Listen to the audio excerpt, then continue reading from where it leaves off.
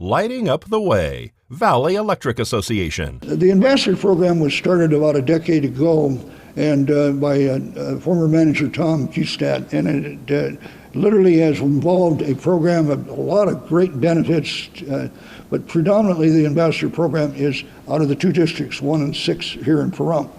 So there's very little minority or very little input from the other districts. So again, it's so important to get the entire organization directly involved with the directors. And I would add, there was no connecting link really between a board member and the ambassadors. Ambassadors were kind of out there in their own area, doing their own thing and then coming back. That's most unusual in a cooperative program, because literally a board will set up policies and their committee will in fact be a chairperson with membership involved. Now that's what I proposed to the board, 4 committees that literally has a board chair by the chair, but the majority of the people on the committee are member owners. One for the finance committee, there will be 6 members, 1 from each district. And again, the policy committee, there will be basically 4 from each, 2 from each district.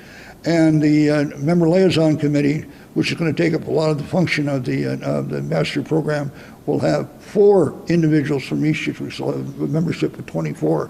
But the board is a direct connection with all the committees so that there's input from the membership and input from the board, and that's what the ambassador program really did not have. There was program cost. I don't know the direct cost, but on a quarterly basis, we always got the ambassadors together and had a meeting so that we could discuss a lot of the different issues. So there were a lot of both direct and indirect costs of supporting the ambassador program. And like any good program, we're going to have costs associated with a new committee structure. Minimum is going to be transportation costs to and from the various districts. There wasn't a direct connecting link between the board and the ambassadors, so that the ambassadors were kind of like out there doing their own thing, which is unfortunate because the board should have had total control over any committee structure or any of the ambassador programs, but that did not exist. Basically, I put a policy to the board, and the board said we're going to discuss it and take a look at it and approve it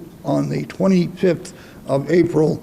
And again, the ambassador program would come to an end on June 1st.